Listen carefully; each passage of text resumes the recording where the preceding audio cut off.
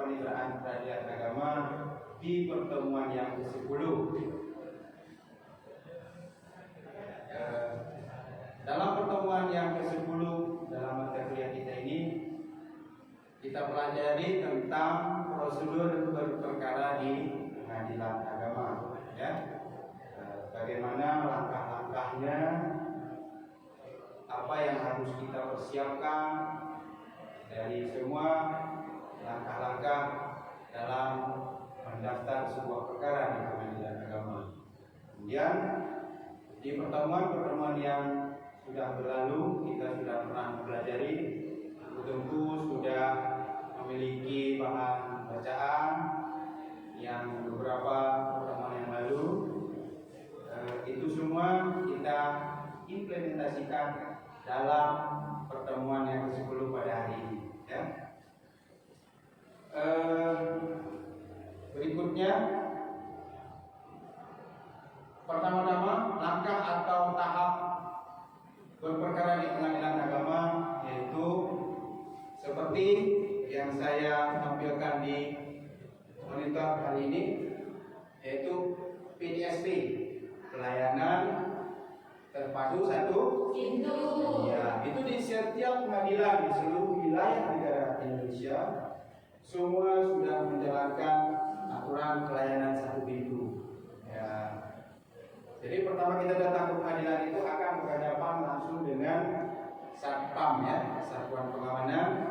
Dari Satpam kita diarahkan ke meja PTSP, yaitu meja informasi. Dalam meja PTSP itu ada beberapa kategori. Ada informasi, kemudian ada pendaftaran, pengambilan produk, dan ada e-course, pendaftaran online.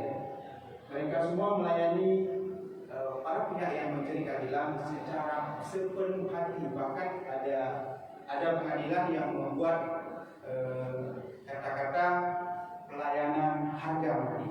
Nah, itu ya. Kita lanjutkan.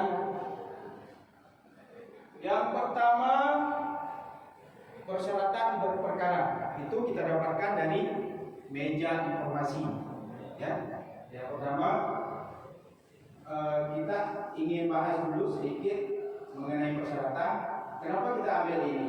Untuk mengajukan permohonan atau gugatan ke pengadilan agama, ada syarat-syarat yang harus dipenuhi, ya. Kemudian oleh karena secara umum perkara di pengadilan dominan tinggi di pengadilan agama itu perkara perceraian, maka dalam pertemuan kita ini kita jelaskan persyaratan dalam berperkara gugatan atau permohonan cerai. Persyaratan kita dapatkan di meja informasi pelayanan terpadu satu pintu setiap pengadilan. Di sini kita ambil persyaratan cerai. Yang pertama ada surat permohonan atau gugatan. Kemudian yang kedua, surat kuasa yang sudah sudah dilegalisir atau didaftarkan apabila menggunakan advokat. Surat kuasa yang sudah didaftarkan di pengadilan, di kepaniteraan peradilan, untuk didaftarkan di dalam sebuah perkara. Yang ketiga, fotokopi KTP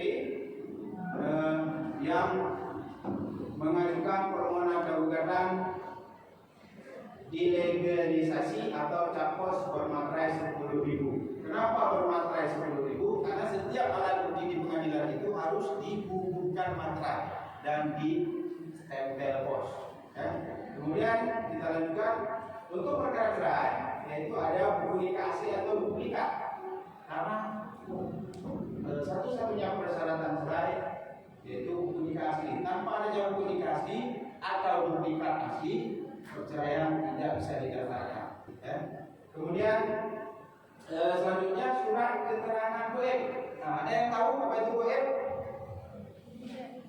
Ya, jawab saja kamu. Goib.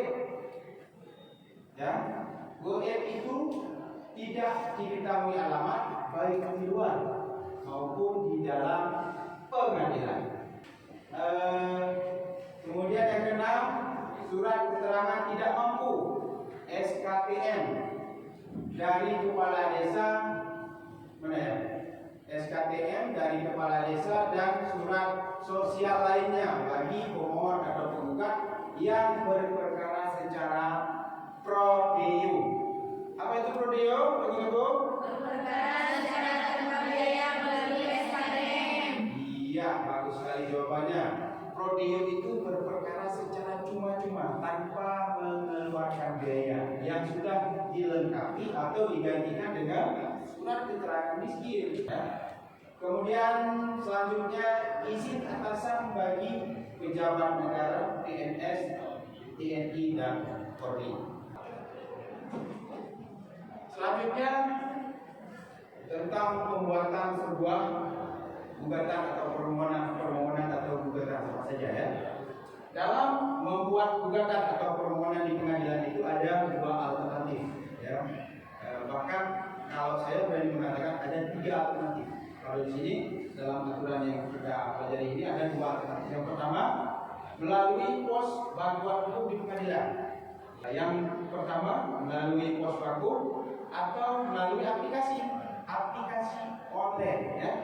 Aplikasi ini ada di setiap website pengadilan di seluruh negara kita, di seluruh pengadilan yang ada di negara kita. Yaitu aplikasi gugatan atau permohonan mandiri. Kita tinggal buka saja gugatan mandiri badilah.net. Nah, di situ kita tinggal ikuti saja arahan sesuai dengan permintaan yang ada di aplikasi. Jadi sangat mudah.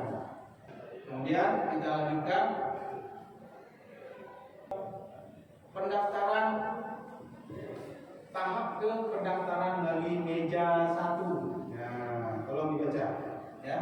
Di meja 1 ini pendaftaran melalui meja 1 di PDSP. Di PDSP itu ada beberapa meja, ada beberapa pelayan. Yang pertama informasi, pendaftaran, kasir, pengambilan produk dan ekor. Pendaftaran perkara secara online. Nah, di sini kita berhadapan dengan meja 1 dulu di pendaftaran ya. Jadi di informasi udah, itu persyaratan tadi ya kan. Untuk sekarang itu penggugat atau melalui kuasa hukumnya mengajukan gugatan yang ditujukan kepada ketua pengadilan pada PTSP melalui meja 1 ya. Yang kedua, setelah melengkapi surat permohonan atau gugatan, maka pemohon atau penggugat atau kuasa hukumnya membayar biaya perkara permohonan atau gugatan yang telah dihitung sesuai dengan radius atau ketentuan melalui bank. Jadi dalam sebuah pengadilan itu ada perdoman yang ketiga dahulu kita sudah pernah menjelaskan, yaitu pola bindalmin tentang keuangan perkara. Ya. Nah, jadi dalam pola bindalmin yang sudah kita lewati dulu sudah dijelaskan. Mungkin tentu juga sudah mengerti ya, sangat mengerti gitu ya. Kemudian kita lanjutkan permohonan atau gugatan atau kuasa hukum menyerahkan slip setoran biaya perkara dari bank kepada kasir untuk membuat sekum. Ya, tunggu, ada yang tahu apa itu sekum? Coba sebutkan dulu apa itu sekum? Ya, surat kuasa untuk membayar yang telah kita bayar di bank. Slip setoran kita kasih ke kasir, kasir mendaftar perkara kita, sehingga baru kasir mengeluarkan sekum ya. Kemudian memberikan sekum yang telah dibuat oleh kasir ke meja 1 dan menyimpan bukti turunannya untuk diarsipkan dalam keuangan perkara. Oke, selanjutnya memberikan sekum dan turunannya ya. Memberikan sekum dan turunan permohonan atau gugatan yang telah diberi nomor perkara kepada pemohon atau penggugat atau kuasa hukumnya. Ya, jadi kita kan di saat mendaftar perkara sudah membuat sebuah permohonan atau gugatan, baik oleh penggugat atau pemohon atau kuasa hukumnya. Kita lanjutkan. Itu tadi kita kan sudah menjelaskan tadi pendaftaran di meja 1 di PTS DSP itu secara manual, maksudnya kita menghadap langsung ke pengadilan ya. Berikutnya kita mendaftarkan melalui online. Nah, ini merupakan salah satu dari 11 inovasi Mahkamah Agung yang ada di negara kita. Ya, ada tahapannya. Yang pertama, pendaftaran melalui ekor ini. Yang pertama, e-filing, yaitu tentang pendaftaran perkara. Kemudian ada e-payment, yaitu pembayaran biaya perkara. Kemudian ada e-simon, pemanggilan perkara secara elektronik, pemanggilan para pihak secara elektronik. Kemudian ada e-litigation, yaitu persidangan secara online. Itu aplikasi pendaftaran online ini tinggal kita buka di setiap website pengadilan di seluruh Indonesia. Ya. Oke, kita lanjutkan tahap proses meja 2. Nah, ya. Tadi kan ada sebagaimana yang telah kita pelajari, ada meja 1, meja 2, meja 3. Di meja 3 atau meja 2, petugas meja 2 setelah perkara kita tadi ya sudah kita daftar dan sudah kita kasih ke para pihak.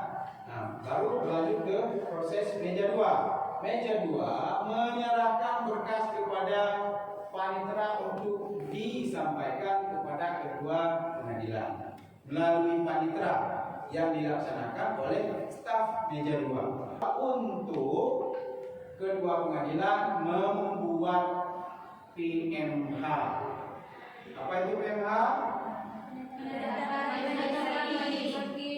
Ya, setelah perkara ditetapkan majelis hakim oleh sebuah pengadilan, ketua pengadilan, baru dilanjutkan petugas meja 2 menyerahkan berkas perkara panitera kepada panitera untuk membuat penunjukan PP dan JSP. Ya, panitera pengganti dan jurusita pengganti.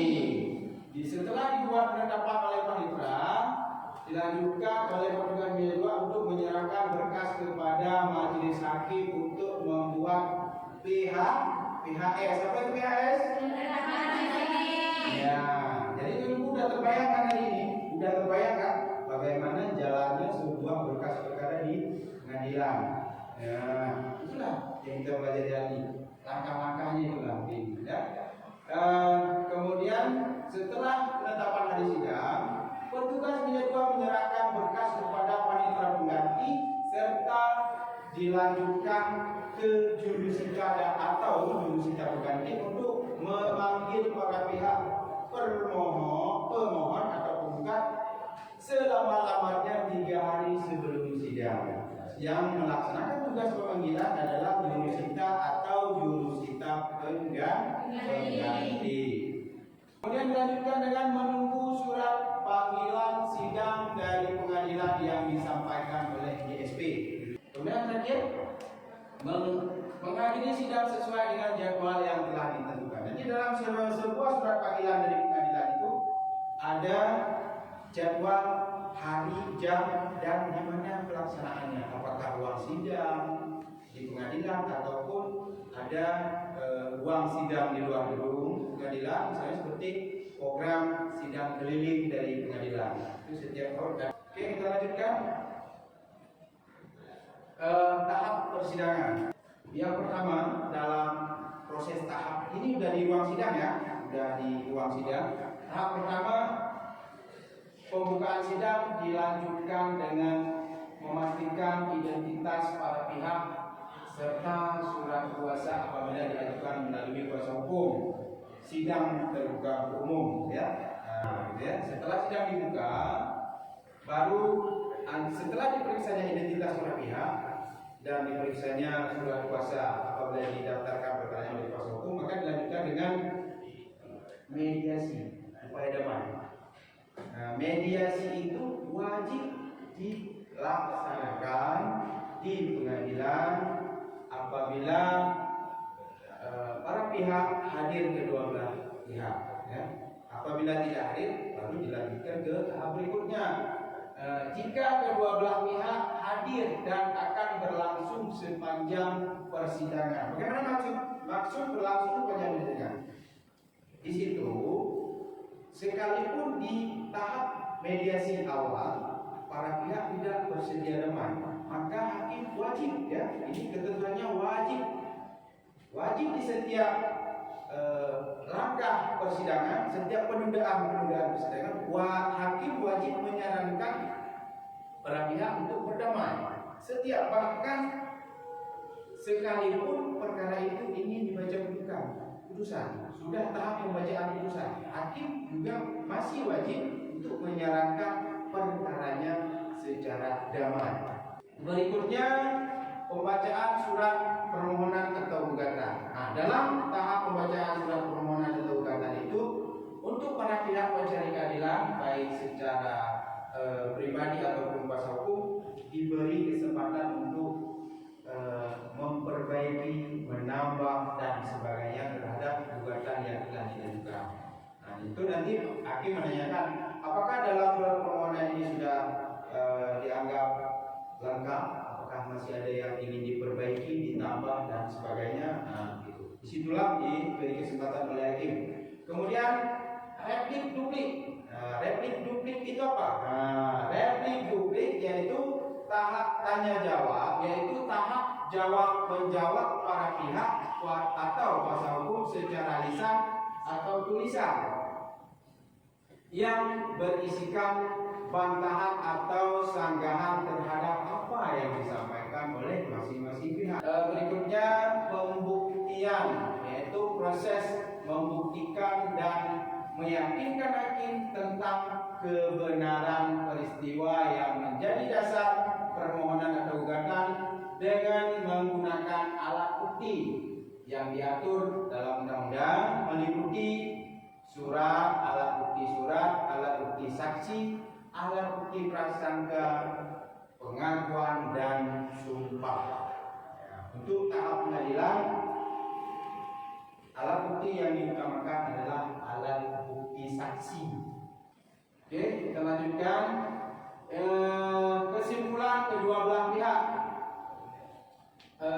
atau kuasa hukum terhadap perkara yang diajukan baik secara lisan ataupun tulisan, sama halnya seperti replik duplik tadi. Dalam sebuah proses perkara ada kesimpulannya yang dimintakan kepada para pihak pengajuan perkara untuk mengajukan kesimpulan. Bagaimana kesimpulan para pihak atau kuasa hukumnya terhadap perkara yang sudah diajukan dan sudah selesai tahap pembuktian.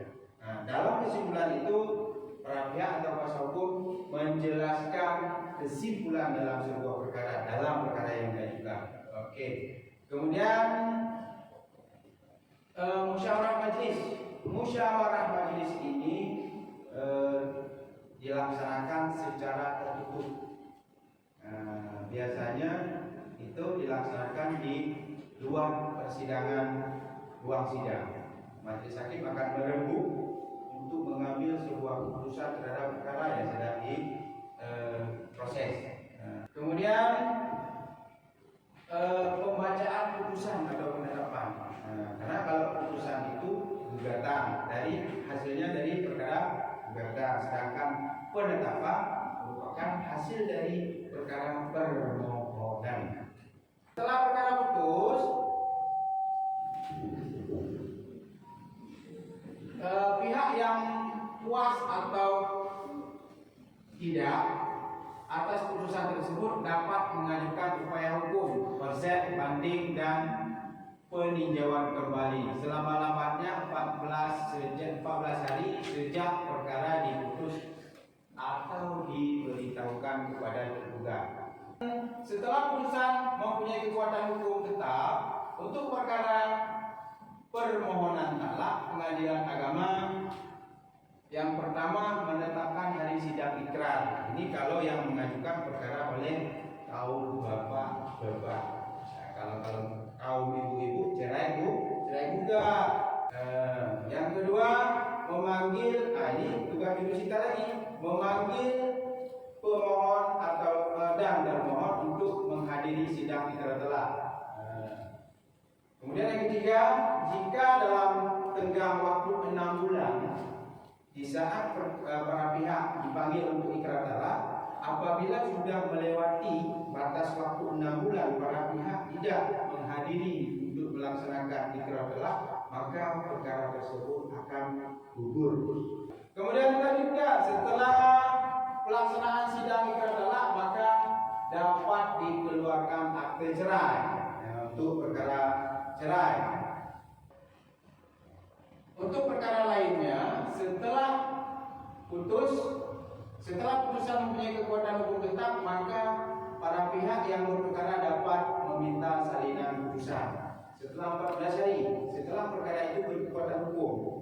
Nah, setelah perkara berkekuatan hukum, baru para pihak bisa mengambil salinannya yang telah berkekuatan hukum, baru bisa untuk dipakai untuk keperluan para pihak.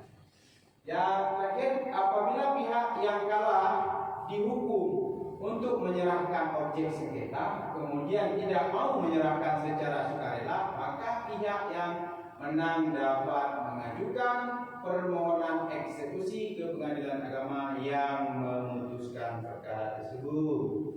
Misalnya dalam sebuah perkara harta bersama, setelah adanya putusan dari pengadilan pembagian harta ini, ya, setelah adanya putusan dari pengadilan tanpa menyerahkan secara sukarela, maka para pihak yang mendapatkan putusan kemenang bisa mengajukan atau melalui proses pengajuan eksekusi ke pengadilan. Setelah mendaftar eksekusi, sama halnya dengan mendaftar perkara pertama tadi. Ada bayar biaya perkara, ada permohonannya, ya. Setelah eksekusi didaftar, baru dieksekusi yang dilaksanakan oleh panitera dengan jurusita. Kemudian singkat lagi, kita lanjutkan tahap penyelesaian perkara. Tahap penyelesaian perkara melalui meja 3. Ini sekarang berhadapan dengan meja 3, pengambilan salinan putusan atau penetapan, kemudian pengambilan akte cerai, kemudian pengarsipan berkas perkara, itu semua dilaksanakan oleh meja 3. Selanjutnya, untuk mengambil putusan secara online, kita bisa membuka juga di setiap pengadilan, di website setiap pengadilan kita bisa mengakses dictionary putusan mahkamah. Oke, selanjutnya kita buat kelompok. Baik, sekarang kita bagikan tugas kelompok ini. Kelompok pertama, ya.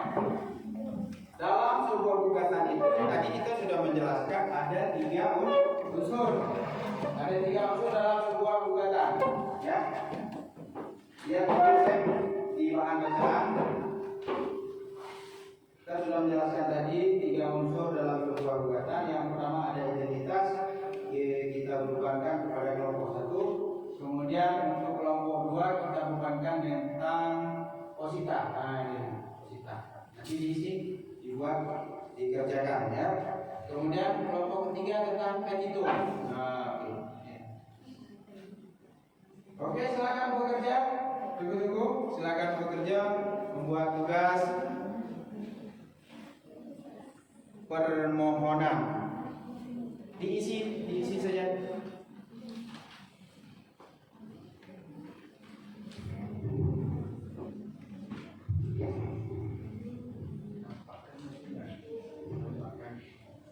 Video coba terus, ya.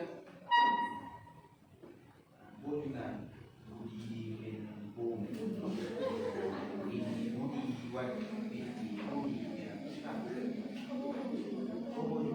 alamat apa aja, nomor api debat.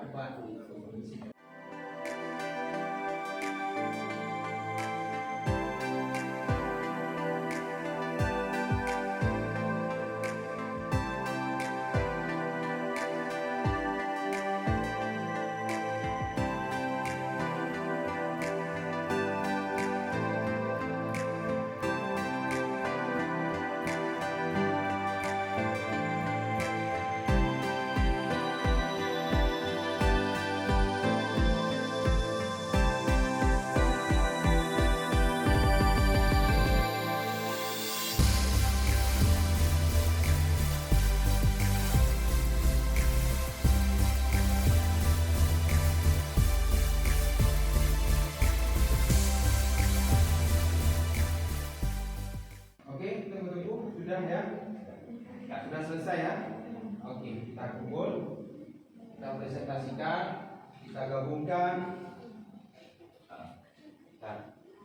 Oke, kita gabungkan sebuah tugas. Oke, kita kumpul ya. Kelompok 1, kelompok 2, kelompok 3. Oke, sudah. Kita kumpulkan sekarang. Dari tugas kelompok ini kita gabungkan. Setelah kita gabungkan, maka jadilah sebuah gugatan atau permohonan.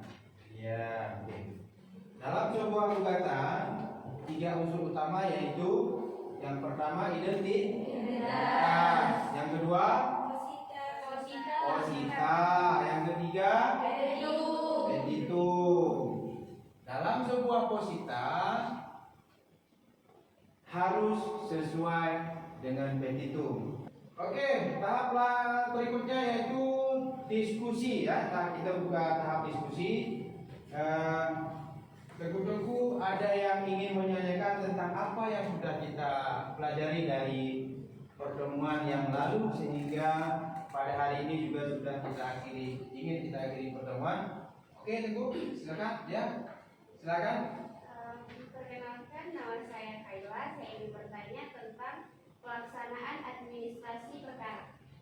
Oke, ya, silakan. Ada yang menjawab? Oke, terima kasih. Ayo, silakan. Perkenalkan, nama saya Nurma Abzila. Baiklah, saya akan menjawab pertanyaan dari Anda. Pelaksanaan administrasi perkara, contohnya pendaftaran, penetapan jurusita, panitera pengganti, GST, proses jalannya berkas antar meja 1, 2, dan 3. Terima kasih. Tepuk tangan. Masya Allah, jawabannya sangat memuaskan. Bagaimana dengan jawabannya? Memuaskan ya? Masya Allah. Oke, kita lanjutkan. Ada lagi yang ingin bertanya? Oke, berdiri. Silakan. Ya.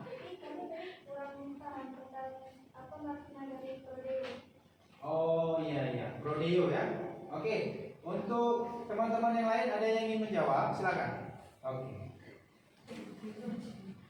Assalamualaikum warahmatullahi wabarakatuh. Waalaikumsalam. Saya akan menjawab pertanyaan Anda.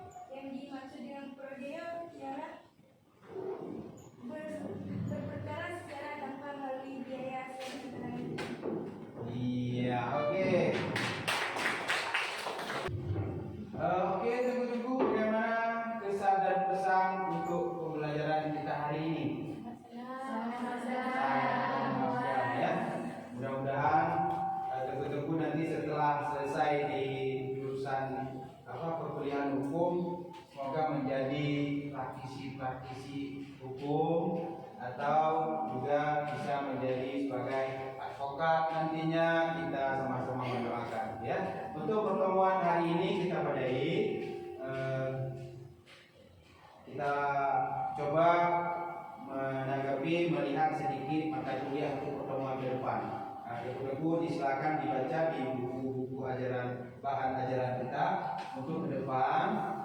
Tunggu dia yang akan kita lanjutkan ke pertemuan yang akan datang. Untuk hari ini kita akhiri. Assalamualaikum warahmatullahi wabarakatuh.